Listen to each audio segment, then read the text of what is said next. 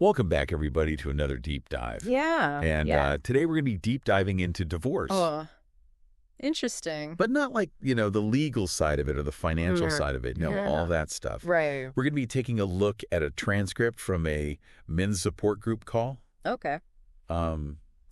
Support group. Yeah, support group call. And, obviously, these are guys going through a divorce. Right. And, kind of getting together to talk about their problems and share their feelings and, maybe get some advice and stuff. Yeah. But specifically, we're going to be looking at one of the guys in the group named Harrison. Okay. And he is really going through it right now. Yeah. So this deep dive is really going to be, your guide to Harrison's journey. Mm-hmm.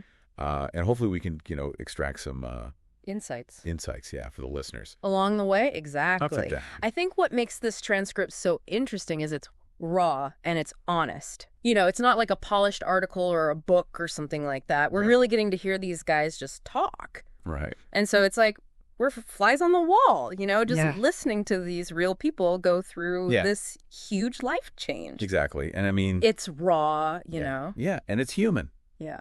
And I already feel for this guy. Yeah. He's originally from Ireland. Oh, wow. But he's been living in the States for a while. Okay. He's going through a divorce after 30 years of marriage. Wow, that's a long time. Yeah, I mean, can you imagine? Yeah. 30 years. And his wife cheated on him. Oh. So, he's obviously feeling betrayed and lost. Of course, yeah. And on top of that, he's stuck working from home in the family house. Oh, man. So he's isolated, Right. feeling really lonely. Yeah, he's experiencing like multiple losses all at once. Right. The relationship is over. Yeah. That's gone. Yeah. Shared dreams for the future. Maybe they were planning on retiring together or traveling or something. Yeah. And that's all gone. Yeah. Even like the familiar routine of daily life. Right. Even that's different now. Yeah. And of course, the blow to his self-esteem and his sense of security. Right. Like his whole world is just flipped upside down. Yeah. Yeah. And the isolation just makes everything worse. Doesn't it? Yeah, it just makes you stew in your own thoughts. Right. And it's hard to get out of your own head. Yeah. And it sounds like even his relationship with his youngest son is strained. Oh. Which is understandable given everything that's going on. But it's, Another painful layer. it's a layer of pain, right? Yeah. He mentioned that his son prefers spending time with his friends, Oh, So, makes sense It's- at that age. yeah. But you can imagine how much that must hurt. Right. It's got to hurt. Yeah. Especially when he's already feeling so isolated. Yeah. Yeah. So I'm curious to hear how he's coping with all of this. Yeah. Well, the transcript reveals that he is trying various things. Okay. He's talking to his brothers almost daily. Okay. Which is great. Yeah. Because, he's got that immediate support, someone to talk to. And he's also seeing a therapist. Okay. Which can be crucial, for processing all those complex emotions that come with divorce. Yeah. It's not easy Right. to go through that on your own. Yeah. So it's great that he's got professional help. And I noticed that he's even trying medication to manage his mood. Right. So it seems like he's really committed to finding ways Cope. and work through this tough time. Yeah. And that's a key takeaway right there. There's no one-size-fits-all solution for dealing with divorce. It's about finding what works for you. Right. And it sounds like Harrison is actively exploring his options. And, it takes courage to be this proactive about seeking help. Yeah. A lot of people just try to tough it out on their own. Right. But Harrison is really taking steps to take care of himself. Yeah. Now, one thing that stood out to me was Harrison's, kind of foray into the world of dating apps. Oh, interesting. It sounds like he's looking for connection, but maybe also some validation. Right. In the aftermath of his separation. Yeah, that's a common reaction after divorce. Yeah. But I'm wondering if seeking validation from strangers on dating apps is truly helpful in the long run. That's what I was thinking. Yeah. Because in the transcript, he even admits to feeling jealous of his ex-wife's new partner. Oh, wow. So it seems like he's still very much emotionally entangled. Yeah, he's not over her. Right. At all. Yeah, it makes me question if jumping back into dating is the best approach at this stage. It's tricky because on one hand, connecting with new people can boost your self-esteem Right. and remind you that you're desirable and worthy of love. But on the other hand, if you're doing it primarily for validation Yeah. or as a way to avoid dealing with the deeper emotional pain, Mm-hmm. it could backfire. Right. It's like putting a Band-Aid on a gaping wound. Exactly. Yeah. Yeah. So how can someone like Harrison tell if they're genuinely ready to date after divorce or if they're just seeking a distraction? That's a great question, and it's something we can delve into later. But Yeah. first, let's move on to the advice Yeah. Harrison receives from other members of his support group, Okay. Walter and Jake. Yes. Let's hear what they have to say. Okay. This is where it gets really fascinating because we get these different perspectives Right. on healing and moving forward. Exactly. Walter seems to take a more tough love approach, Mm-hmm. while Jake offers a more introspective and emotionally focused perspective. Yeah, and their contrasting views highlight the fact that there's no single right way to navigate divorce. Right? What works for one person might not work for another. Right. So it's interesting to hear these different approaches. Yeah, let's start with Walter. Okay. He encourages Harrison to reach what he calls the F-her stage. Mm-hmm. Now that sounds a bit harsh. It does. Right. But I think I understand what he's getting at. Yeah. It's not about genuine hatred, is it? Right. It's not about like Yeah.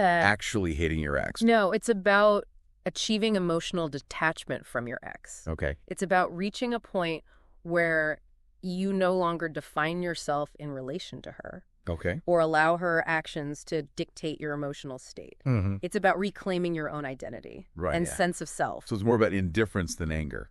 Exactly. Okay. It's about recognizing that your ex-wife is on her own journey and Yeah. you're on yours. Right. It's about choosing to focus on your own healing and growth rather than being consumed by what she's doing or who she's with. That makes sense. Yeah. Now, how does Jake's advice differ from Walter's? Well, Jake emphasizes the importance of communication Okay. and validating your own feelings. He uses a really interesting analogy. Okay. He says, you can't fix a leaky boat. Okay. If there's water in the bottom, Okay. you've got to get all the water out first. Interesting. Yeah, So I'm guessing the water represents all the pent-up emotions. you got it. Okay. It's about acknowledging and processing all those painful feelings, Right. even the messy and uncomfortable ones, Yeah. before you can truly start to heal and rebuild your life. So both Walter and Jake offer valuable pieces of the puzzle. Mm-hmm. Walter's advice is about moving beyond the emotional entanglement, Yeah. while Jake's is about fully confronting and releasing those emotions. Yeah, It's like two sides of the same coin. absolutely. Right. They highlight the dual process of detaching from the past Mhm. and processing the emotional fallout. And remember, what works for one person might not work for another. Right. It's about finding the approach that resonates with you Right. and supports your individual healing journey. Exactly. So we've got two really interesting perspectives here. Yeah, I'm curious to hear more about Harrison's reactions to their advice and how he's applying it to his own situation. Yeah, me too. But you know what? We're going to say that for the next part Okay, sounds good. of this deep dive. Yeah. So Stay tuned. stay tuned. We'll be right back. We'll be right back. So we left off talking about these two contrasting pieces of advice Right. from Walter and Jake. Yeah. And, you know, I'm really interested to hear how Harrison is reacting to this Yeah, me too. because it's clear from the transcript that he's still struggling Yeah. with a lot of resentment Yeah. toward his ex-wife. Hmm. You know, he feels burdened by financial responsibilities Right. and, you know, the dreams of their future are just shattered. Yeah, it makes sense though. It does. It's like he's stuck in this cycle of wanting to move on, Mm-hmm. but constantly being pulled back by the feeling of being wronged. Right. It's like he feels like his life has been turned upside down Yeah. while she's just, Sailing off into the sunset. yeah, like she's moving on Yeah. without a hitch. Yeah. And it's important to remember Yeah. that everyone processes divorce differently. Right. What might appear effortless from the outside could be masking internal struggles Right. that we're not privy to. Yeah. But regardless, Yeah. Harrison's feelings are valid, Yeah. and it's crucial that he finds healthy ways to acknowledge and process them. Right. So how can someone in his position Mm-hmm. work through that resentment? That's a good question. Yeah, it's even possible to reach a point of genuine forgiveness. Forgiveness isn't always easy, Right. and it's certainly not a prerequisite for healing. Okay. Sometimes it's simply about reaching a place of acceptance, Okay. accepting that the marriage is over, accepting that things didn't turn out as planned. Right. And accepting that both parties played a role in the breakdown of the relationship. This is about letting go of the blame game. Exactly. Right. It's about shifting your focus from what you feel was done to you to what you can do for yourself going forward. Okay. It's about reclaiming your own narrative. Right. And choosing to invest your energy in building a future that feels authentic and fulfilling. That makes a lot of sense. Yeah. Now, I want to circle back to Harrison's dating experience. Okay. Because it seems like he's still wrestling with his motivations. Mm-hmm. You know, he admits to likely seeking validation. Yeah. And maybe even trying to prove something to his ex-wife. Right. This is where the risk of using dating apps for the wrong reasons becomes apparent. Absolutely. Yeah. It's easy to fall into the trap of seeking external validation after a divorce. Yeah. But true healing comes from within. So how can someone like Harrison distinguish between a genuine desire to connect and simply using dating as a way to boost his ego or distract himself from the pain? That's a crucial question. It is. It's about checking in with your intentions. Okay. Are you seeking connection because you feel ready to share yourself with someone new? Or are you primarily motivated by a need to prove your worth? Right. Or escape from loneliness? So it's about being honest with yourself about why you're dating. Exactly. Yeah. And it's also important to be mindful of the potential pitfalls. Okay. Like what? Well, for example, if you're constantly comparing your dates to your ex, or if you're using dating as a way to avoid dealing with the emotional fallout of your divorce, it might be a sign that you need to take a step back and focus on your own healing first. Right. This reminds me of what Jake said about emptying the boat. Yeah. You know, it's about addressing those underlying emotional issues before you can truly start to rebuild. Exactly. And it seems like Harrison is starting to recognize this. Yeah. As he talks about holding back on the emotion dumps with his friends and family. Yeah, it sounds like he's trying to find a balance between seeking support and protecting himself from further hurt. Yeah, he even mentions that his friends don't always understand the depth of his pain. Right. Which is a common experience for people going through divorce. It's so true. It is. Divorce is often misunderstood. Yeah. And even well-meaning friends and family can sometimes say or do things that unintentionally minimize the experience. Yeah, this makes the need for specialized support groups. Right. Like the one Harrison is attending. Exactly. Even more apparent. Support groups provide a space where you can connect with others who truly understand what you're going through. There's no need to explain yourself or downplay your feelings. Right. It's a place where you can be vulnerable, share your struggles, and receive empathy and validation from people who've walked a similar path. Yeah, and that sense of shared experience can be incredibly powerful. It is. Especially during a time when you might feel isolated and alone. Absolutely. It's like you're all in the same boat. Yeah. Navigating the choppy waters of divorce together. Exactly. It's about finding strength in numbers. Right. And recognizing that you're not alone in this journey. And it's not just about receiving support. Right. It's also about giving back. Yeah. And offering your own experiences and insights to help others who might be struggling. That's a great point. Yeah, there's a certain sense of empowerment. Yeah. That comes from being able to offer support to someone else who's going through something similar. It can actually be a really healing experience in itself. It certainly can. Yeah. And as we delve further into the transcript, I think we'll see how Harrison's participation in the support group, along with his other coping mechanisms, is helping him to slowly but surely move forward. Right. I'm eager to hear more about his progress. Yeah. And to extract some final takeaways for our listeners who might be facing similar challenges. Yeah. But for now, let's pause here. Okay. And pick up Harrison's story in the final part. Sounds good. Of our deep dive. Yeah. We've been following Harrison's journey through divorce. Yeah. And it's been rough. It has. Yeah. You know? Infidelity. Yeah. Isolation. The weight of starting over. Right. It's a lot to deal with. It's easy to feel overwhelmed just listening to his story. Absolutely. And through it all. Yeah. You know, he's searching for support. He's trying different coping mechanisms. Right. Therapy. Medication. Leaning on his brothers. Participating in the support group. Yeah. And it really highlights how important it is to find what works for you. Individually. Individually, yeah. Yeah. There's no single roadmap for healing after divorce. Right. It's a process. Yeah. Trial and error, figuring out what helps you cope with the emotional turmoil. Yeah. And start to rebuild. And one of the things that struck me about Harrison's story is his struggle with wanting to move on, but still feeling tethered to the past. Right. You know, he mentioned comparing everyone he meets on dates to his ex-wife, which, you know, makes it impossible to connect with anyone new. Right. That's a common obstacle in the healing process. Yeah. It's like you're carrying the baggage of your past relationship into every new interaction. So how can someone like Harrison break free from those comparisons? That's a good question. Yeah. And, you know, it's about recognizing those patterns. Okay. And consciously choosing to shift your focus. Okay.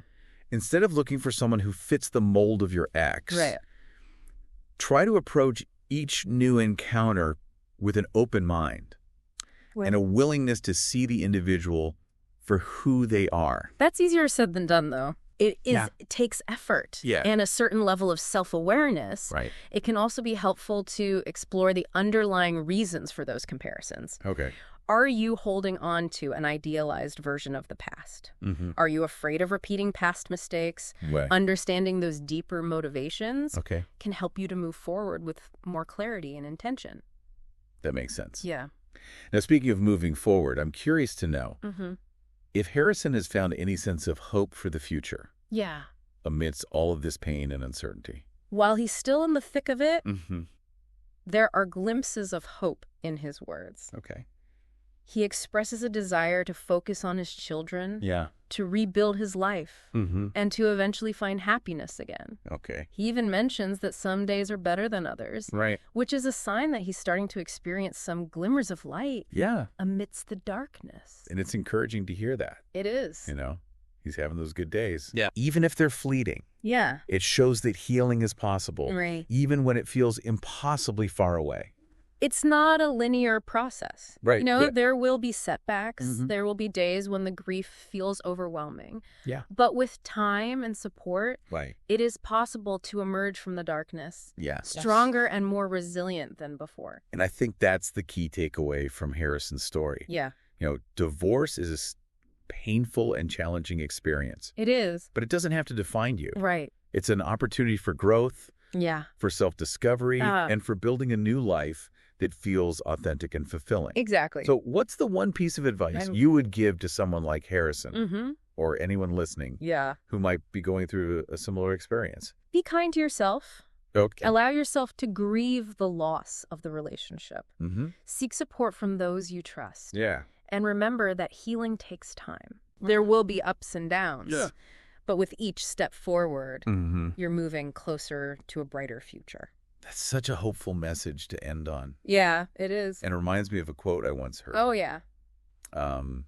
Sometimes you have to break down to break through. I love that. Yeah. Yeah. It seems like that's exactly what Harrison is doing. It does. And while it's messy and painful, it's ultimately leading him to a place of strength and self-discovery. Exactly. And for anyone listening who's struggling with divorce, remember, you are not alone. Yeah. There is support available, and brighter days are ahead.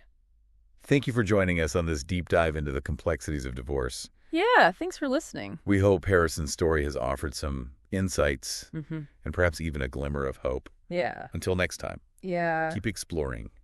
Keep learning. Keep diving deep. And keep diving deep.